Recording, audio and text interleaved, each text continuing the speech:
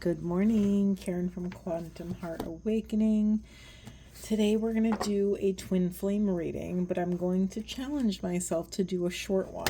I'm going to try to keep it getting some requests to do some shorter readings. So we'll see how we go, but sometimes the messages take us where they take us. So let's see. As always, masculines on the left, feminines on the right, and union energies down the center. Okay, deep breaths, everyone. Spirit, thank you for being with us. What do we need to know for the Divine Masculine Collective? What do we need to know? Anything else for masculines? Whoa, okay. We have new beginnings. We have self-love and forgiveness. Lots of root chakra, lots of communication, throat chakra energies here. Wow, masculines, beautiful. Very clear message that a new beginning is finally able to come in for the masculine collective because they've loved themselves enough to forgive self and other, to actually let these things go. Beautiful. And for feminines, for feminine collective, what do we need to know? Thank you so much. We have creativity in reverse. This is interesting because this came out for the collective reading, which isn't a surprise to me because collectively the feminine is rising. My collective reading was about healing the mother wound, I believe. Anything else for Divine Feminine Spirit? Thank you so much. We have pride in reverse. Immediately what's coming out for me here is that some of you don't take enough pride in your skill of connecting with spirit or whatever your divine gift is, your intuition. Some of you actually need to take pride in the work that you do, the way you show up in the world, the way you are creative. Remember, creativity isn't just about like arts and crafts and building and that kind of like tangible thing. It's also creativity in problem solving, creativity in implementing things you feel that the collective needs right now. But it's almost like you have to believe in yourself more in order to honor the worthiness of your creativity. We need more, Spirit. Can you say more for Divine Feminines? Whoa. Okay. Did you see? I don't know if that shot out on camera. We have perseverance and music. Some of you need to hang in there. Don't give up on cultivating the frequency that you wish to see in the world. I've been saying for about 6 months now, this thing that we are embodying a frequency of a planet that does not exist yet. And when you're doing that out alone on your own, it can feel really isolating and really lonely, feminines. And yet you're doing divine work. You are quite literally like working the day shift and the night shift on the quantum, on the grid of unconditional love and infinite oneness. Keep going. I have a hunch, maybe it'll come out later, but I have a hunch that when you take pride in what you value, when you actually start to be proud of what is moving in you instead of denying it, instead of downplaying it, I know that the universe will rise up to meet you when you take enough. It's like a lot of you are doing this sort of divine work in private. A lot of you are doing like almost like secretly is what's coming up for me, and you need to but you're being invited to persevere, to overcome this sort of wonky, weird, wobbly bridge of insecurity and unworthiness. There's a piece here, that is my voice just crapped out. That was really, my throat literally just shut down. Very interesting.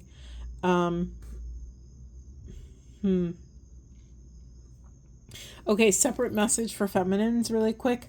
Because maybe the masculines have taken so long to forgive, it's been difficult for the feminines to keep their spirits high, to keep their eye on the prize, to keep the energy and the frequency up.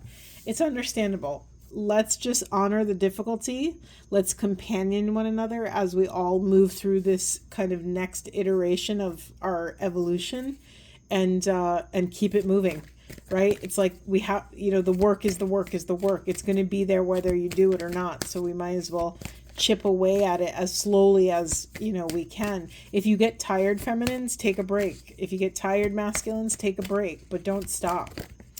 Okay, for union energies, this is interesting. We have leadership in reverse, manifestation in reverse, and time out. Sometimes before we could step into this next version of self, we need to do a pause and reflect. We need a reflection time to really look back on our lives, look back on our choices, look back at the journey, how far we've come, what we've overcome. And a lot of times that sort of intentional pause to reflect will oftentimes boost our self-esteem, because when you're in the trenches trying to overcome one obstacle after the other, it's really easy to think, you're always in chaos, because you are always in chaos. But when you actually pause, you don't realize that even though you're still in chaos, you've traveled, right? You're only still in chaos because you are choosing to live at the edge of self. Basically, you're doing hard things, so of course it's going to be difficult, but you've also overcome 50 or 100 hard things already. So you got to pause, masculines and feminines, to really celebrate that. Anything else for union energy, Spirit? Anything else for you? Thank you. Wow, interesting. Domestic harmony. This is a really stunning message, masculines and feminines.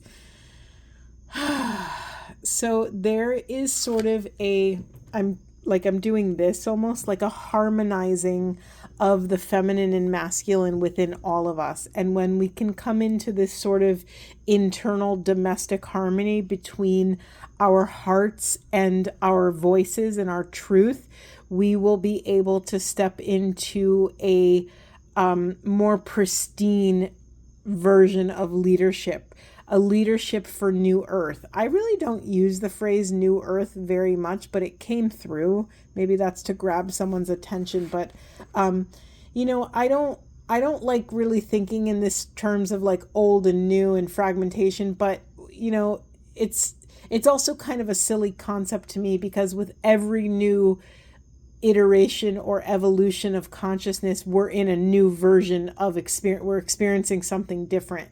And so, there's a new earth with every breath, you know what I mean? So it feels kind of silly to try to demark this very acute thing called new earth. I will say though, I was following some of the collective energies around when the earth split. There's been a lot of ideas about that. Split in timelines, meaning there's some people that are going to stay exactly the same, and there's some people that are ready to grow and change and want to be the change they wish to see in the world. They want to evolve. They're, taking accountability for self and doing the difficult work. So I kind of get behind that idea that that's just reality, right? There's some people that are going to come back and, do this karmic loop again. There's some people who aren't. There's some people who will master one lesson and volunteer to come back again to master another. There's just such an infinite amount of ways to be on the planet. And so I don't really like to kind of fragment them in that way. Anything else for union energies? Anything else for union? Thank you. We have, look at all the red and pinks and root chakra stuff on the card, and two more. Okay, we have nature, surrender, and intuition. Wow. Okay. All right. So collective, this is a message regarding non-attachment. How much can you surrender? The more you're able to surrender, the more you empty your vessel. The more your vessel is empty, the more spirit can move through you unobstructed, right? The more information you gain, the more that's flowing through you, the more, opportunities you have to hear your intuition. Remember what I've said previously, that self-love and let me say self-esteem. Self-esteem is directly correlated with intuition. The higher the self-esteem, the higher our intuition. And kind of vice versa, the higher the intuition, like the more confident you become, the more you actually hear within yourself. And the more you hear within yourself, the more you believe. The more you believe, the more confident you feel to take action on what's moving through you. You know, when you get a gut feeling, you don't have to hem and haw over it. You just do it. You're just like, yes, this is the answer, or no, that's not the answer. And that's it. There's no energy leaks. There's only pure and pristine decision making. I once said to a client, and she always reminds me of this. I once said, wait, forgive me, I might botch it, but we'll get the overall sentiment. When you honor your discernment, when you have appropriate discernment, there's no regrets. There's nothing to clean up. When you are an embodied yes and an embodied no, there's no regret. There's no remorse. There's no like, oh, I should have done this. Oh, I'm mad at myself for blah, blah. There's no leaks. There's nothing to clean up. There's only the next thing. Okay, I did this. I had this experience. On to the next. There's no like hemming and hawing. There's no other decision making. By the way, right when I looked at the clock and said that, it was 11:11. I don't know why I'm still sticking with the same deck, but I think I am. No, I'm not going to. Let's get some twin flame cards. Thank you, Spirit. I just want to let you know in the unconscious position, we have happy ending in reverse. So when it's a reversal in the shadow position for me, that means masculines and feminines, your happy ending is not what you think it's going to be. It's not what you think it's going to look like. It might come in a different form. It might come in a different structure.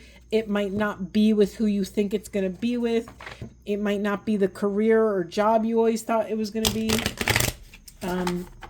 It's not going to be, your happy ending isn't going to be what it's going to look like. Isn't going to be what you think it's going to look like. Sorry, I'm already on to the next thing in my brain. Okay, Spirit, anything else? Thank you so much. Let's see. All right, I don't take reversals here. So we have awareness, crystal clear vision. We have the Holy Grail, receive the gift. There's been a lot of talk in my circles about receptivity and being able to receive, especially for divine feminines. We have notoriously, because the scale has been tipped towards in favor of masculine energies, and because whatever, all the things, we have collectively, the feminine energy has felt like we had to earn our keep, that we had to work harder for less, that we had to explain who and what we are and why we are the way we are and all these things. And it really set us up. It set us up to be behind in some capacity. And so what we're relearning in this next iteration of consciousness is to receive, to just receive, period, to receive with grace, to not feel like we have to even up the score. And if someone gives to you, you have to immediately keep track and give back to them because we have to be even. Things have to be even. But really, when you are in alignment with your higher self, the quantum field is begging to gift you with like unlimited, infinite abundance. And then we have Take Me Home 11:11, Pathway to True Love. Very interesting. I need more information though in the unconscious position. We have integration, multidimensional healing. For some of us, let me just feel into that. For some of us, again, it's echoing, where was it? It was under here. Yeah, this timeout card. It's echoing this message that we need to take pride in the journey. And part of that pride includes taking care of the environment we're in so that the journey can happen. We have to care for our safety. We have to sort of parent our evolution by pausing to integrate everything we've experienced, everything we've learned, the good, the bad, the ugly.